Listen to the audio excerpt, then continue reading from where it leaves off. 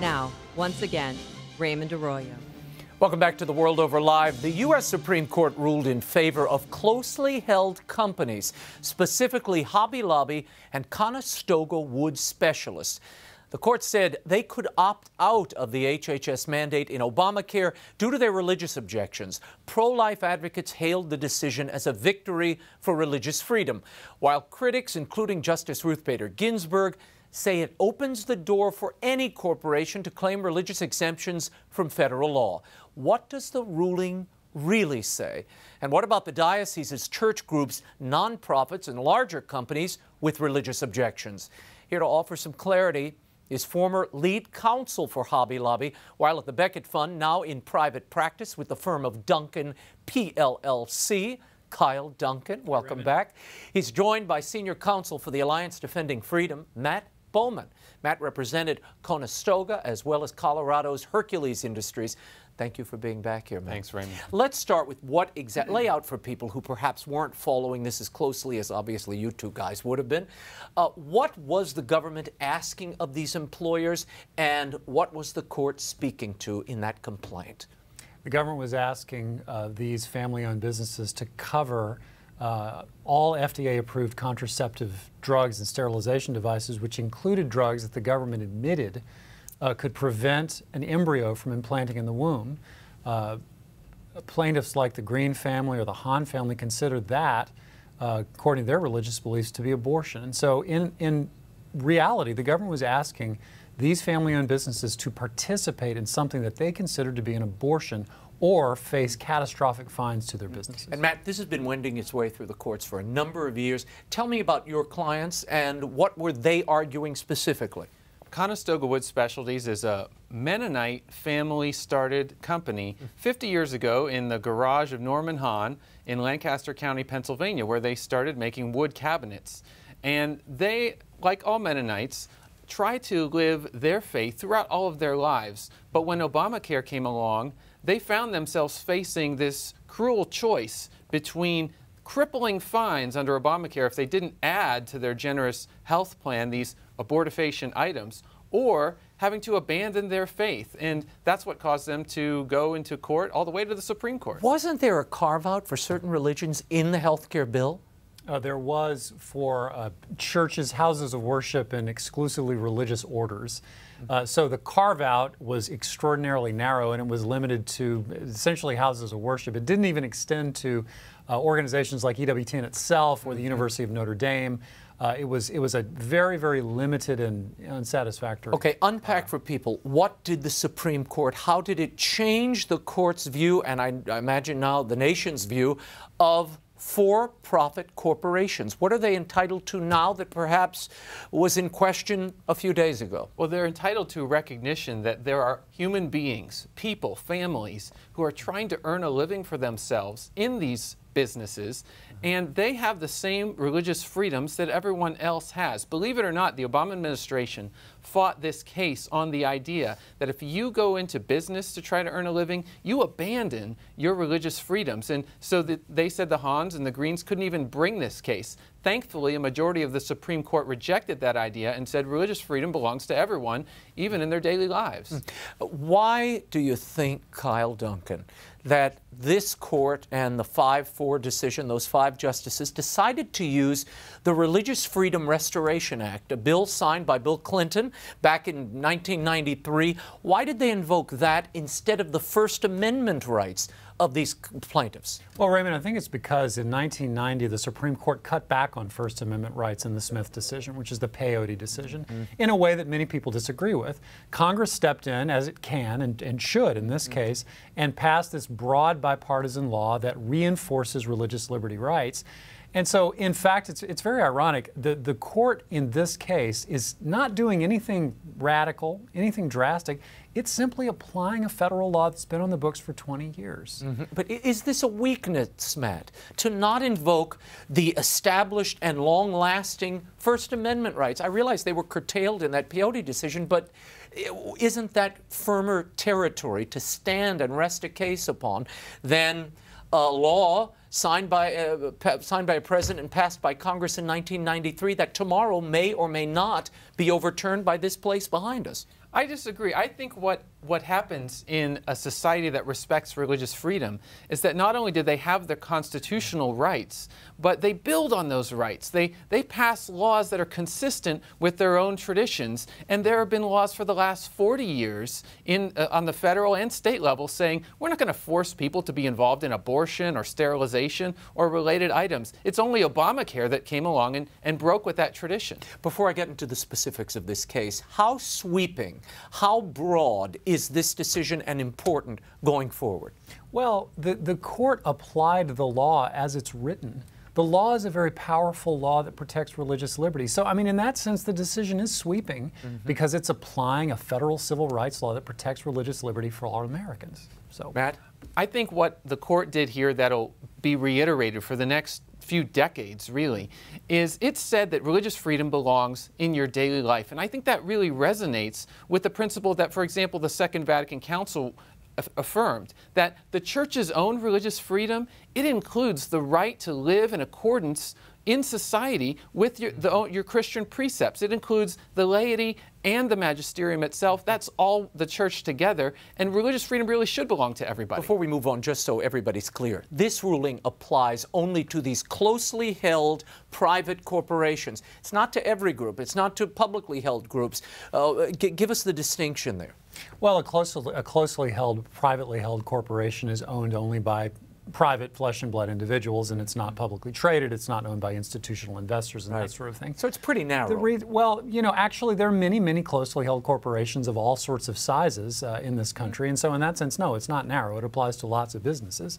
The distinction there, the court didn't make a big deal out of this, right? The two businesses in front of the court were closely held corporations, and the fact of the matter is it's much easier for a family business like this to show that they're actually exercising religion as opposed to, say, IBM or Apple, and it's difficult to imagine how those businesses would exercise religion in the first place. As we said earlier, there are 50 cases still pending out there, non-for-profits and church groups, dioceses, groups like EWTN that has a religious purpose, but it's a secular organization.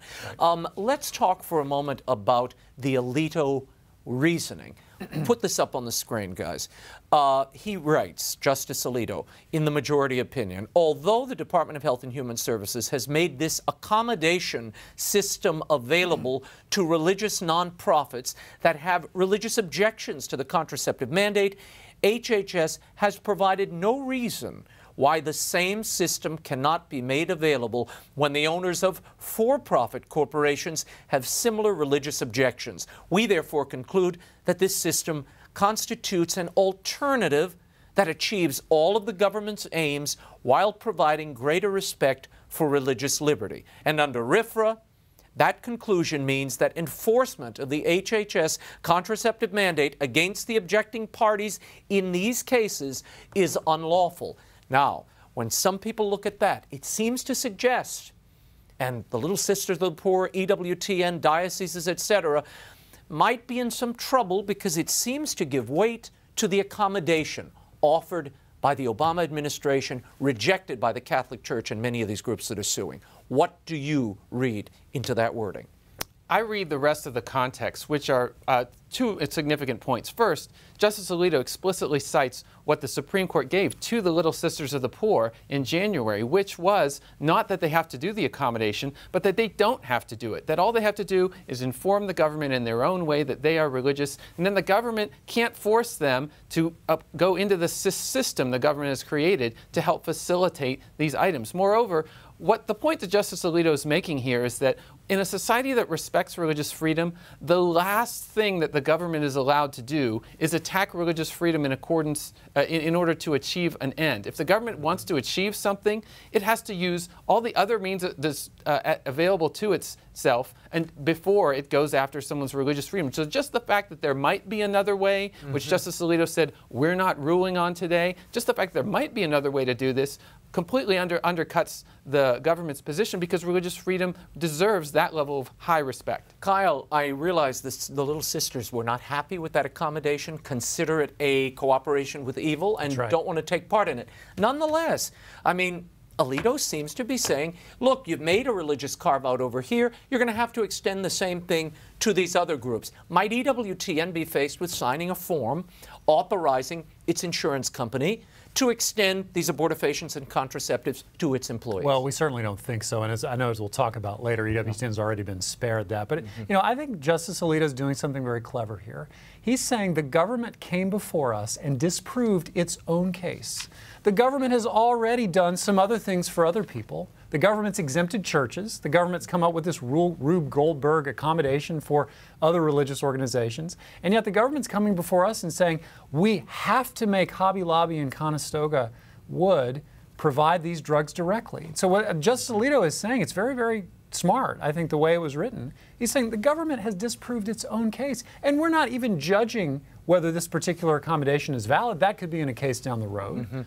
A slew of injunctions went out following this ruling, including the 11th Circuit, Judge Bill Pryor there writing in the majority decision, the three-judge panel. Two of them considered liberal judges, and Justice Pryor, who wrote the decision, not. They extended an injunction to EWTN so they would not be accruing fines, which would have begun on July 1st. What do you read into that injunction? A great deal, Raymond, because consider the position EWTN was in. EWTN has been offered that accommodation, signed the form and everything's okay. EWTN was saying, no, it's not okay. We still are cooperating with evil if we have to do that. The lower court said, oh, no, you're not. You need to accept the accommodation, accepting the government's argument that there's this buffer now between EWTN and the contraceptive coverage. And what did the 11th Circuit do? That's an extraordinary injunction that it issued. The EWTN had to show it was likely to win on the merits. The 11th Circuit waited until about 3 hours after the Hobby Lobby opinion, issued an order saying, you get the relief, and Judge Pryor issues this, something he didn't have to do, a 26-page ruling explaining why, in light of Hobby Lobby, there's no way EWTN is going to lose that case. I think it's a very significant and encouraging sign. Matt, Justice Ginsburg came out and said, this is a sweeping decision. I'll quote her, in a decision of startling breadth, the court holds that commercial enterprises, including corporations, along with partnerships and sole proprietorships, can opt out of any law, saving only tax laws they judge incompatible with their sincerely held religious beliefs. She believes the court has ventured into a minefield of litigation. True or false? False, plainly. She misrepresented what the majority said. It didn't say that just because you have religious beliefs, you win. It said the Hans and the Greens win this case because the mandate that was put against them was so weak. It was an attempt by the Obama administration to say, we're going to force you to buy these abortion pills for other people. And that really gets to what I think really was troubling Justice Ginsburg, frankly, is an attempt to take the right to abortion and contraception that the Supreme Court created 40 and 50 years ago, not to just something that makes these things legal, but to make you, citizen, buy it for your neighbor. She was trying to expand the abortion right itself, and the majority wouldn't let her, and she got very upset, and so she led her to this, this dissenting opinion. Kyle Duncan, these cases, and we're almost out of time, this ruling really spoke to a very narrow complaint. And Hobby Lobby, Conestoga, they were opposed to the abortifacient aspect of this. What about the Catholic groups that are coming and saying, wait a minute, all these contraceptives we find morally abhorrent and it cannot be part of our health care? Given that ruling, does it help these Catholic groups at all? Well, I think it does. There's nothing in that ruling that would say the government has at least restrict other ways of getting the 4 contraceptives to people. It doesn't have a way of getting all other 16 of them.